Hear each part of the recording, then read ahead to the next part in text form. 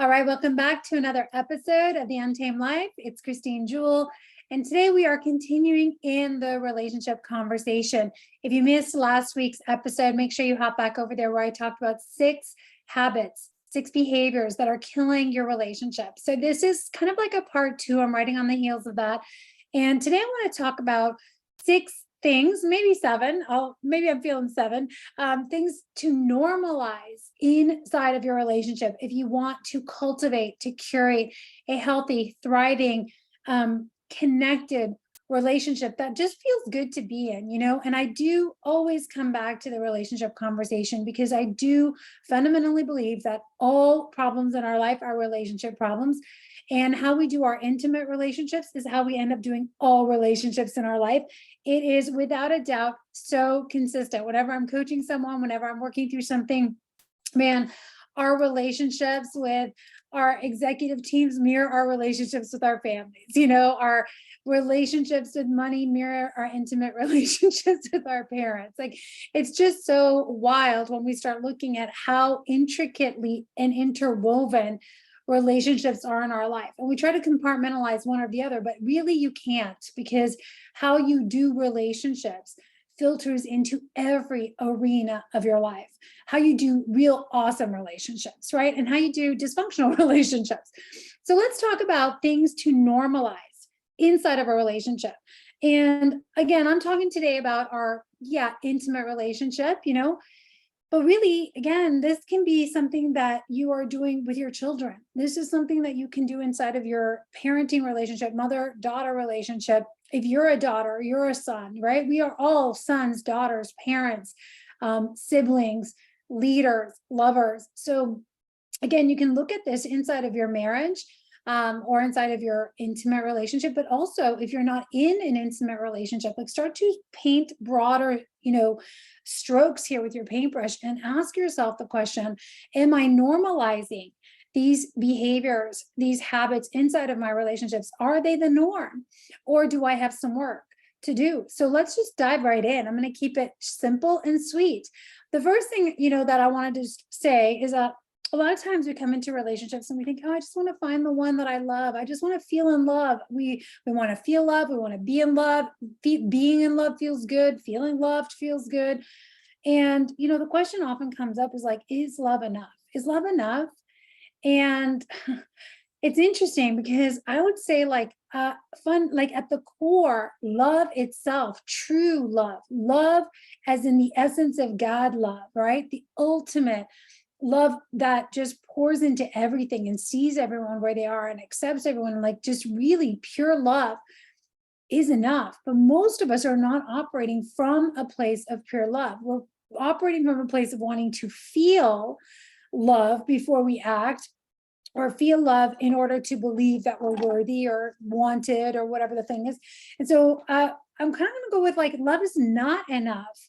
And there's other things that we've got to learn to cultivate and curate and, give oxygen to inside of our relationships. And really there's skills too. There's skills that we got to develop inside of our relationships. So I want to start with something, that I think is, I talk about it all the time on purpose, for a purpose, and that is cultivating an atmosphere of respect. So the first behavior is really, or the first standard to normalize inside of your relationship is that in this home, in this relationship, we have an atmosphere of respect, of reverence, right? Of just like reverence for one another. And like, what does that even mean? Because you can love someone, but not respect them, right? And I know this because I grew up in a home that was just exactly like that.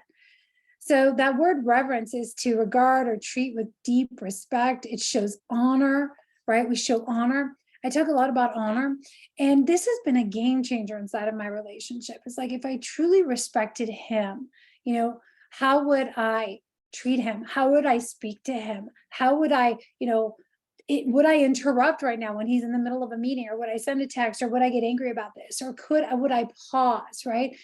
Would I ask permission? Would I have a conversation asking for consent? Like, is now a good time? Or is it okay if, right? And it's about really respecting the other person's time, space, physical space, right? Their work, their body. Sometimes we think that the other person belongs to us, right? And we get confused and we lose this sense. And I talked about this in the last episode. We lose that sense of separation and we think like, okay, we're one in all things. What's yours is mine, what's mine is yours. And we forget that we actually are separate beings, even though we are one in union, right? And in the marriage, or one executive team, or one family, or whatever. We're one, and we're also separate, unique, beautiful individuals that have a whole host of our own emotions, our own stories, our own desires, our own dreams, our own quirks, right? The things that turn us on, the things that turn us off, the things that make us feel safe, the things that don't make us feel safe. And this is the one area where I just really think like we have so much work to do. We have so much work to do when it comes to cultivating an atmosphere of respect that says, I honor your body, I honor your time, I honor your space, I honor your words, right? That you want to share with me. And we don't become wasteful and disregarding of one another, right? It's just like, are we really honoring when our partner comes and says something to us, or we want to share something? Or are we just kind of throwing things at each other and passing and not really being intentional, which I'll get to in a minute? Are we just barging in when, someone is in the middle of a project? And this has been something that I wanted to say is normalizing this is a game changer in my relationship. I'm here, I have a beautiful office in my home. I'm doing podcast recordings. After this, I'll be writing on my book for a few hours. After this, I have a coaching call and some other things. So there's a space here that I really hold sacred. And in the past, in my family life, in my previous relationships with the kids, it was like, yeah, it was a free for all. The doors were always open. People were coming in. The expectation was you're always here. You're on call for me 24/7. And there wasn't a lot of respect. And likewise, it was the same way the other way. I would just walk into my kids' rooms or walk into my husband's office or demand someone's attention, demand someone's presence, demanding instead of respecting. So I'm so curious as you check in with yourself right now, have you normalized respecting one another's time, energy, space, words, body, right? Or have you cultivated an atmosphere of demanding one another, right, to show up for you, which is a lot of take energy, you guys. It's a lot of for me, take. It's a lot of wounded operating system. So just tuning into that. So what would it be like if you normalized respect inside of your household, inside of your relationship? What would change in the communication? What does respectful communication sound like? Even texting, right? When we text back and forth, like being conscious, slowing down for that conscious moment, that pause. I call it the queen's pause. That says like, hold on. Before I send this or just shoot this arrow, can I just take one breath, one inhale? And can I just connect with this message in the heart of it? And is this a respectful share, a respectful send, a respectful request? We can request, right? We can still ask for help and all those things. We can request even when we're frustrated. We can do so in a respectful way. We're so used to sometimes shooting arrows, jabs at each other, and just walking right over each other's space. To really cultivate an atmosphere of respecting each other's, not just boundaries, but I call it space, right? And when we do that, like the boundaries are just, they're byproducts. Like we don't even really have to have this conversation of like, oh my gosh, don't come in, because there is a reverence for it. There's an understanding and an understanding. And by the way, you cannot give what you do not practice yourself, right? With all of these, before I was able to cultivate an atmosphere of respect with the other people, I had to learn to respect my own body, my own time, my own thoughts, my own insight or wisdom that I wanted to share, and not be wasteful with it, not water it down, not, just trample all over it. The second thing I want to talk about, normalizing inside of our relationship, is edifying each other, right? Building each other up with our words instead of tearing each other down. The other night, the kids were at the table. I gotta be honest, Mark kind of lost it on the kids because they were just attacking each other and they were going at each other. And he was like, whoa, what is going on? Right. And sometimes we notice this. They come from one house and over to our house from another place where different types of communication are acceptable, right? And we all have these atmospheres that we create in our house where it gets to be okay to talk to each other a certain way. Sarcasm. I mean, some places like sarcasm is just like the default mode, cutting each other down, jabbing each other, right? Roasting each other. But there's a fine line where that really becomes hurtful. And we put on these masks and we put on these smiles, and then something crosses the line. And, I always say, like, every word that comes out of our mouth, we are planting seeds. We are planting seeds, and we are called to edify each other, right?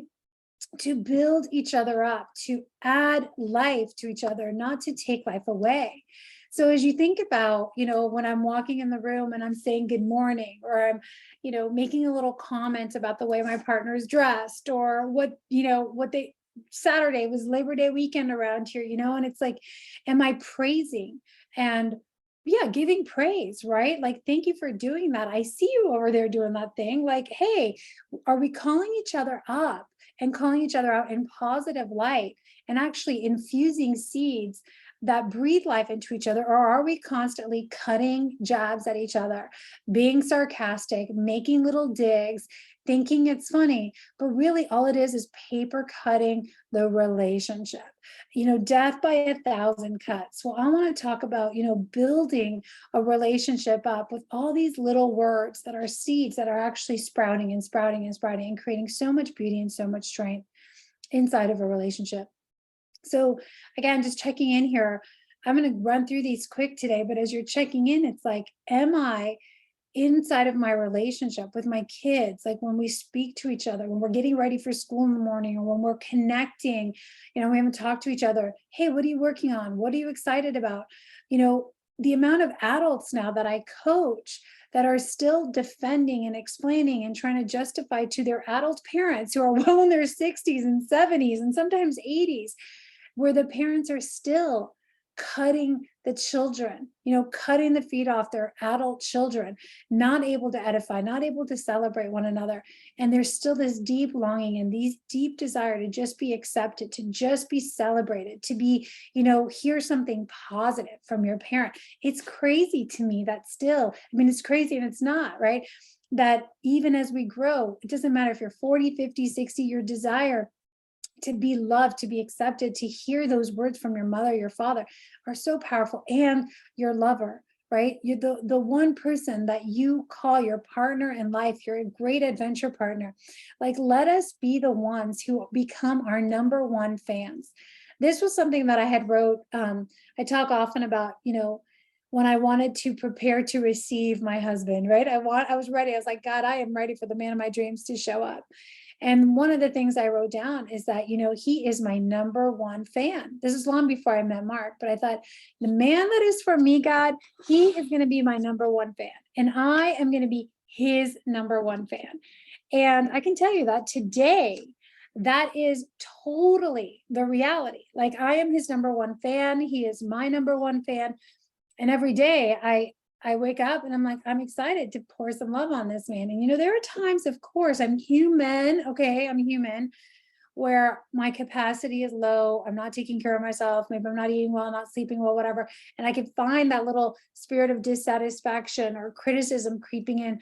But I got to tell you, it's not long lasting, because we have really normalized that the way we speak to each other is not only respectful, but we are here to really be each other's number one fans and number one supporters.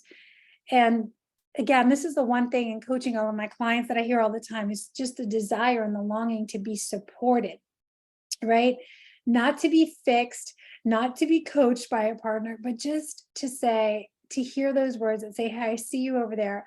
I see your heart. I see you work in this, and I'm proud of you. I'm happy, and just complimenting each other, adding words of life, affirming words of life over each other.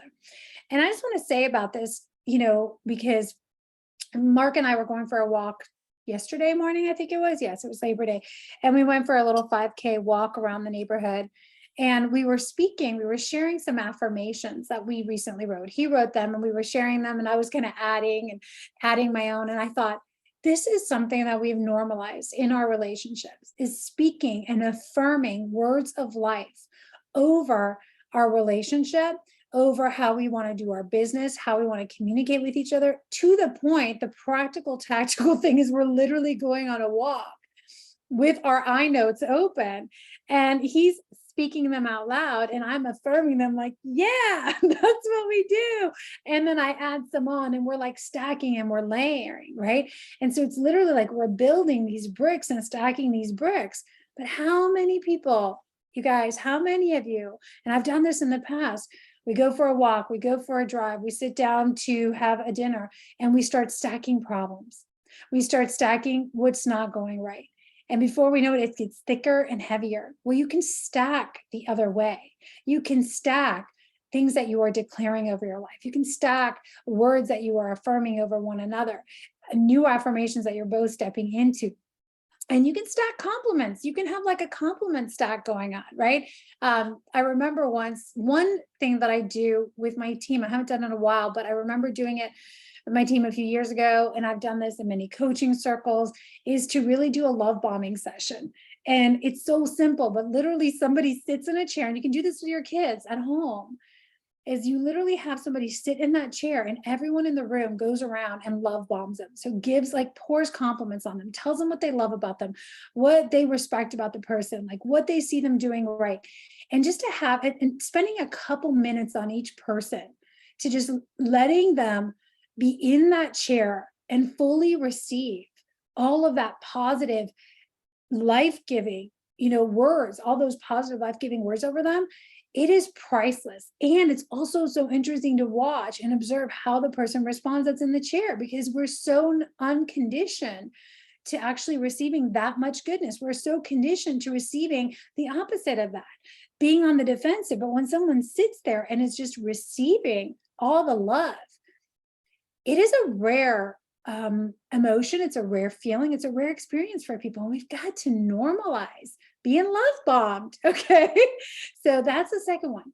The third one is, how about we normalize serving each other instead of taking from each other, servitude from desire instead of duty. This means, it's a simple question. Let's normalize asking each other, how can I better love you? How can I better love you? How can I better lead you? How can I better support you? How can I better fill in the blank, right? But really showing up to the relationship, not just for us to go, here's how you can do this for me. I talk a lot about asking and receiving, right? So I'm kind of flipping it this time, because I think we don't normalize also saying, like, what can I do for you, babe? And do it from a heart that is right, a heart that is desiring to serve and to pour and to give love, instead of a heart that's saying, okay, what can I give you so that I can get what I need from you? Because if we're honest, I think, and we're checking in, a lot of us, when we're asking, okay, what do you need today? It's kind of like, okay, let me serve everyone else so that then I have an excuse to go do what I want to do, whether it's that workout, that timeout, or whatever. And again, Mark and I were talking about some of our wounds of the past yesterday, and how these showed up, and the armor that we wear sometimes, and sometimes that armor of servitude from obligation, from duty, that was like, okay, I'm going to like give, please, please, please, please, please, so that finally I can give myself permission to relax or sit down or somehow feel like I earned it. It's actually an armor that we wear, right? Unconsciously, or maybe consciously, right? And it leads to a lot of passive aggression too, which I'm not going to get into on this podcast, but something to pay attention to. So normalize showing up to serve each other from a place of true desire. This takes practice. This is a skill set. You've got to cultivate this, because we become disconnected from our desires for that. We're so connected to the desires of the flesh. That's always about me, me, me. What do I want now? How can you serve me? Like instant gratification from me.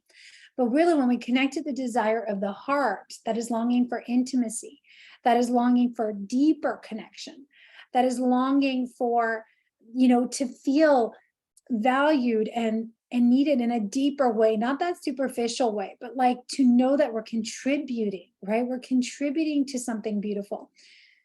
That's serving from desire. And so I love that question. Just bring in that simple question like, hey, babe, how can I love you better today? How can I support you a little bit better today? And then, normalize answering that question too for your partner, right? Which is like, here's how you can love me better, and clarifying and asking for what we need. Yes, right? Because I don't think that's another thing that we don't do is we don't normalize actually asking for what we need, for what we desire. Sometimes we normalize asking for what we need, but we're barely getting by. We're only asking for what we barely need to get by instead of what we would love to experience. And one of my favorite things to bring to my husband is like, hey, babe, you know what I would love to go check out? I'd love to do this. It'd be so fun. And it is really that energy of anticipation and desire and curiosity. And it makes him like, and that doesn't make him, but it invites him to have the desire to also deliver and come through on that. And it is a genuine dance there that we're in together. So we talked about the 3: cultivate an atmosphere of respect. Respect over someone's body, someone's time, someone's energy. Like, really, what does it mean when I honor you, right? The second thing is building each other up, normalize, edifying, and building each other up and love bombing each other instead of speaking sarcasm and paper cutting the relationship. The third one is normalize, coming to give from a place of true desire. Service and devotion is the ultimate love tool. Man, I'm telling you, when you move into this place where you're like, I cannot wait. I am so excited to love on you, to serve on you. And by the way, I want to say that this is a conscious decision. If you are in a relationship that you've been in a long time and you have some resentments, you have some bitterness, you have some history, it's hard sometimes to go from that to like, woo, I'm so excited to serve you, but it is a decision that says, I'm going to show up for the relationship, right? This relationship is here for us, but also I'm here for the relationship and for you. And when we realize that the relationship is not just there for you to take, for you to get fed, for you to get off, for you to get, some kind of connection and move on so you don't feel lonely. It's not just filler in your life or, social status or whatever else, but the relationship has a purpose. It has a purpose to multiply both of you. That's where the desire to serve and the desire for devotion really comes in. And it's such a beautiful thing, I'm going to do a little sidetrack and I'm going to come back. But another exercise I was doing this weekend was really like, I was tuning into just sharing with my husband. We were talking about like a typical day. We were talking about our day since we woke up and all the things that were going on. I was like, man, babe, we are living the dream that we dreamed years ago. And we were sharing like our day today, our day 2 days ago, whatever it was, literally was like an ideal day that I had written in my journal years ago. I was like, oh, it'd be amazing to wake up, in my beautiful home next to my love. And I'm doing work I love and we're playing and there's time for the kids and there's time for God and all of the things. And the thing is like, we can create so much on our own, right? We can do a lot on our own. But when we're in union, not just relationship, okay? When we're in relationship with others, we can do more. But when we move into a place of union, oneness with each other and oneness with God, with the Spirit, man, we can do so much more. We really multiply and we can manifest things in our lives so much more deeply, more richly, more than we can ever imagine, and much quicker timeline because we are no longer going alone, right? And so I wanted to say that because when you realize that the purpose of a relationship, whether it's a mother-daughter, again, a parent-child relationship or an intimate marriage, husband and wife coming together, a team, an executive team, like when you guys realize that there is this exponential power that comes together when you merge as one, right? And you come into union, where you can really begin to exponentially multiply everything that you guys are touching, initiating, engaging in. You could support each other, and it is like rocket fuel. That alone is the tipping point to move from, I'm here to take from the relationship to I'm here to serve, and I'm here to give from a desire, because I know what the purpose, what the potential of this union holds, right? If it's fed right, and if we put the right seeds in, man, this thing is rocket fuel. If we don't feed it right, and we come only to take from the well, and we come to pour poison in and paper cut it and like take, it is going to be weak. It's going to be wounded. It's going to cost, it's going to drain you, and it's not going to add anything to your life, right?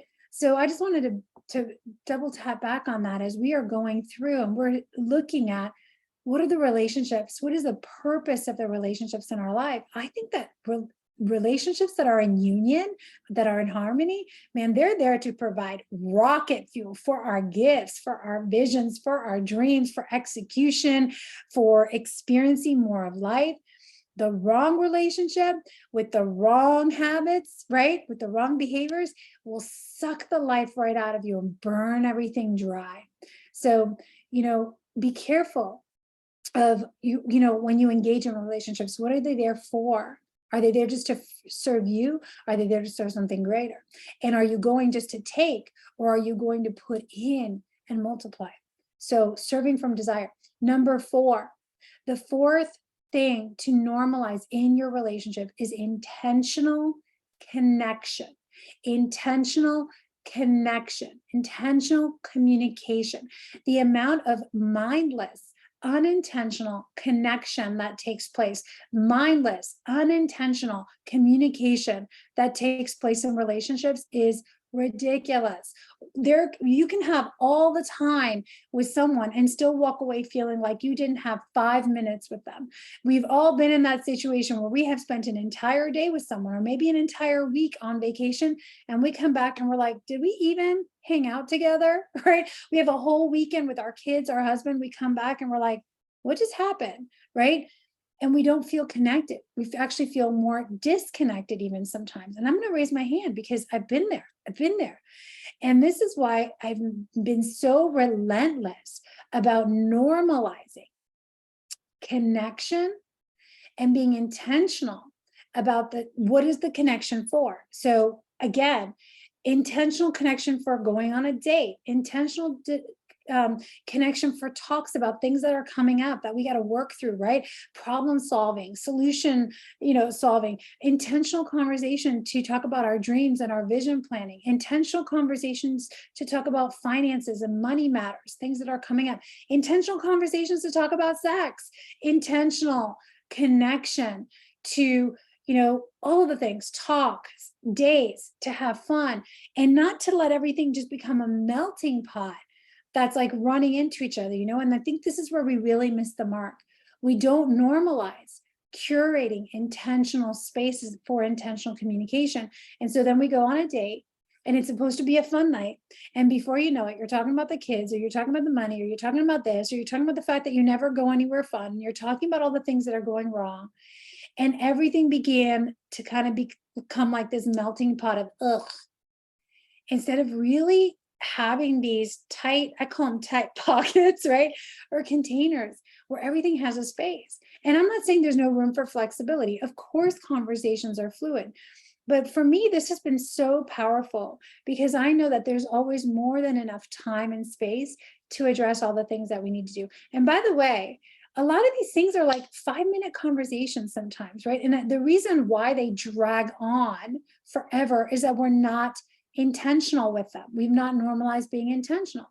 The last podcast, I said one of the habits that kills relationship is talking about the problem over and over and over again. It's like beating a dead dog and like you're never getting anywhere.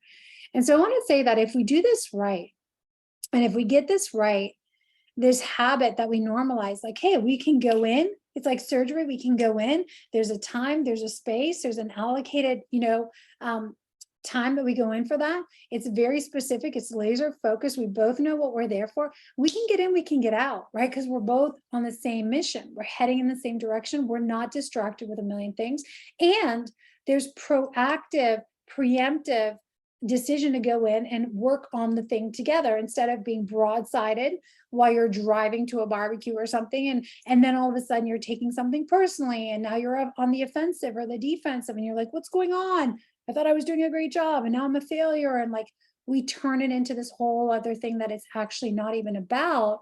And before you know it, now you're arguing for an hour over something that could have been a 5-minute nip it in the bud.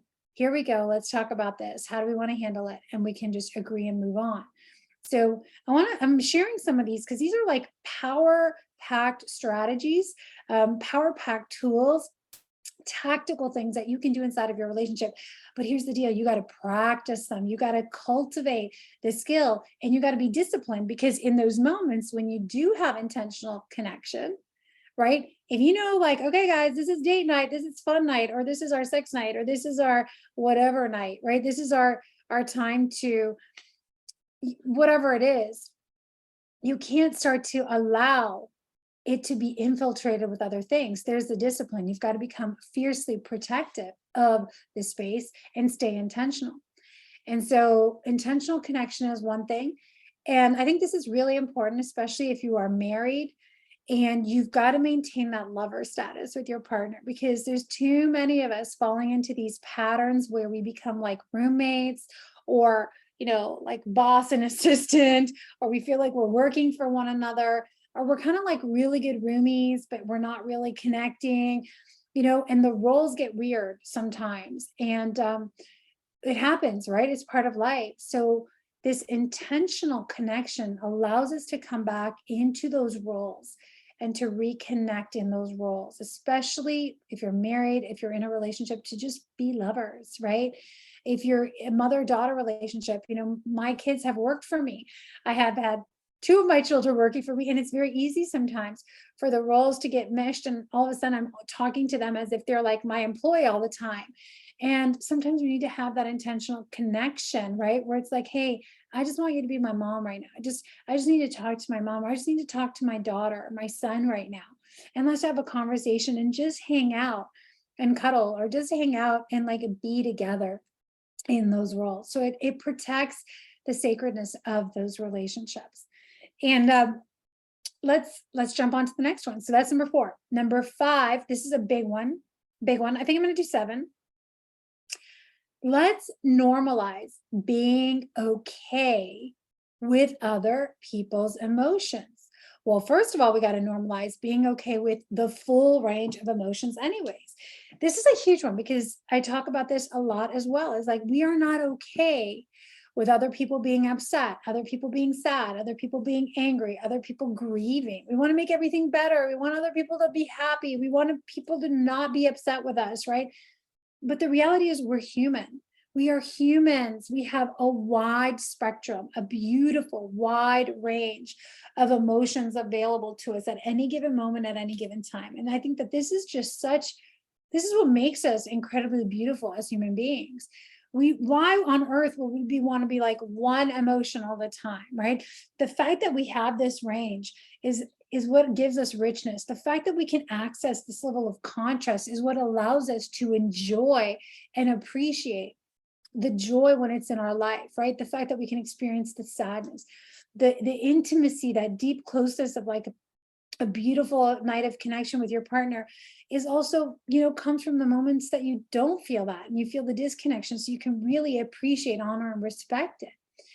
And I think that this is something that we really get to go to work on inside of our relationship, is normalizing the full range of emotions without becoming hostages to them, without becoming hijacked, without feeling like we have to fix them or change them, but just to be okay with feeling them, to letting them move through us, maybe expressing them in an appropriate and healthy way, right? Expressing that we're upset. But really the biggie here is being okay with other people's emotions too. As a mother, I can relate to this. I can speak to this so much, like being okay with my child's emotions, right? And that they get to feel what they need to feel, and I can hold them and I can be there for them but it's not my job to take their feelings away, right? My job is to just to hold them and love them and let them feel what they need to feel and help them move through that process. So I think that this is a place where we really get tripped up as couples, especially couples that I work with, is like they get so upset if their partner is not behaving, acting, smiling, jumping up and down, as excited as they are, or whatever. And something beautiful happens when we move into a place of acceptance that says, you know what? I accept that you can feel what you feel and I can feel what I feel. And guess what? We can still love each other. That's the thing. I accept that you can be happy right now and I cannot be quite as happy or as jump up as you. And we can still both be content, right? And we can show our emotions differently. We can express our emotions differently. I am very excitable. I'm very excitable and I get really lit up and I start jumping up and down sometimes. I'm like, babe, and I get so excited. And even yesterday we were golfing and I kept asking Mark, like, are you having fun? Like, are you enjoying it? And he's like, yeah, I'm good. And, sometimes you can be like, yeah, but I want you to be as excited as I am, And, but can we just become at ease with the other person expressing how they're expressing, feeling what they're feeling? And this is a place of acceptance, loves, because when we can find this and normalize this acceptance for emotions and being okay with it, there's so much freedom. There's so much freedom that opens up here. And we really move away and we heal a lot of this hiding that happens that I talked about in the last episode, that, we can move through a lot of this having to hide our emotions or having to hide our shame or hide our guilt or hide our anger, which creates a lot of resentment. A lot of resentment inside of relationships comes from the fact that we have not normalized being able to express what we're feeling, it being okay, there being space for it, right? And the other way around, right? Not being okay with our partner feeling a certain way. So then we get resentful that they're not happy or they're not whatever we need them to be. So I just wanted to tap into that. The next one is that I want to share is transparency. What if we normalize transparency inside of our relationship? And when I'm talking about transparency, I'm talking about like literally physically hiding the things that we're into, that we're interested in, that we're doing, like what we're spending money on, what courses we're taking, the fact that we're working with a coach, the fact that we have a dream or a desire we'd love to do. Like, it is wild to me, this behavior of hiding the things that, like, I don't, somehow we think we're going to get in trouble for. Maybe we are, but what if we normalized transparency inside of our relationship that says, you know what? I honor you. And I think this comes back to the first one, like respecting the other person enough and respecting their decisions and respecting their choices and respecting that if he or she wants to invest money in something right now, I get to support you. I get to be your number one fan and we can have total transparency around it. And I'm bringing this up because I have coached many clients. I have seen this way back in the day when I had the fitness studio where people would come in and they would be hiding the fact that they were actually paying for a gym membership from their partner. And they would be telling their partner, I'm going to this like $9 a month fit for less thing. And meanwhile, they were working with a trainer and they were having all of this beautiful, results and feeling so amazing. And yet there was a part of that whole journey they couldn't share with their partner, right? And I just imagine like the robbery that comes from not being able to fully share an experience like that with someone we love, the shame and all of the other walls and stuff that goes on in a relationship that really creates so much disconnection and kills it over time. So I just think, like, what if we normalize total transparency inside of our relationship? And I'm just sharing these things that, I'm doing in my relationship. And this also is, I'm going to talk about like phones and emails and stuff like that, because I don't read my husband's emails. I don't really check his phone. I don't check his phone. I don't need to do any of that. And also his phone is open on the counter where if something does pop up, there's no hiding, right? There's no hiding. I know that I can go onto his computer. I can open any window. I can pick up his phone and make a phone call. And there's zero weirdness. There's zero resistance around that. right? And I've been in relationships where that was a problem in the past, right? It's like, oh my gosh, don't touch my stuff. Don't look at that. Don't open my email. And again, it comes back to this, like, what are we hiding or what are we afraid of? Do we have total transparency and openness inside of our relationship? And if we don't, I would really start to ask myself, why not, right?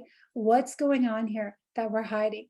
Are there some unresolved wounds? Is there some unresolved shame or grief or things that need to get dealt with so that I could get to a place? How free would you be if there was literally nothing to hide? I have all of these amazing journals that I write in all of the time. And yes, they're private. Yes, they're mine. Yes, they're my dreams. Yes, they're my conversation with God. And yet they're also sitting out all over the place, right? I feel so free to just leave my things out because I know they're respected. And also, I have nothing to hide, right? It's a yes and. And it just, again, this is really operating in a relationship from a place of complete freedom and complete trust and complete respect. So, the last thing I want to say here as we wrap up is normalizing having fun together and celebrating often. And this is so simple, but I think it just goes right over our head. But we as a society have become one that we have just normalized complexity, over cramming our schedules, taking shit way too seriously, always having to have a problem, always having to have a battle, always having to have something. And a next goal, something else that we're working towards. And we have not normalized literally just having fun together and making fun a priority inside of our relationship. And I could tell you again, this is a huge, huge game changer because when you actually like begin to infuse your relationship with fun, now from the like oozing expectation, like, oh my gosh, setting all these huge expectations that this has to be amazing and we have to have all this fun, but like little pockets of fun, little pockets of play. Man, I cannot tell you, the more I play in my relationship, the more epic it gets. The more play we infuse, the more we dream together.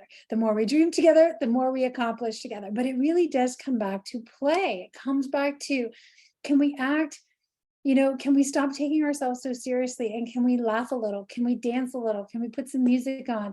Can we just goof around? And we have the plethora, we have the balance of all the things, right?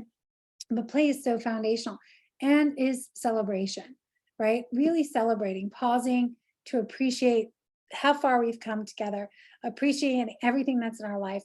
For me, that means praying together every day and just saying, God, thank you. Thank you for everything that you have bestowed in our life. Thank you for everything that you have entrusted us with. Thank you for everything we get to borrow for this season of life because everything is ultimately His.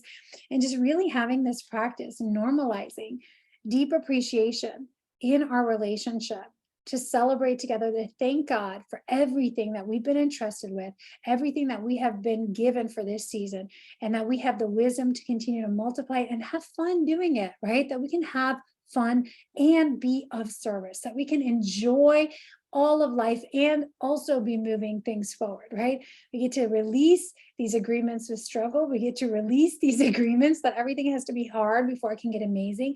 And we can just really be in this dance, this relationship with each other, with God, with whatever we're creating, where all things work together instead of against each other. So guys, I hope that this was helpful for you today. I hope that this resonates with you, that lands. I'm so curious, what comes up for you, what else you would add to this. If you'd love to connect with me and contribute, add some more, you can connect with me on Instagram over at the Christine Jewel.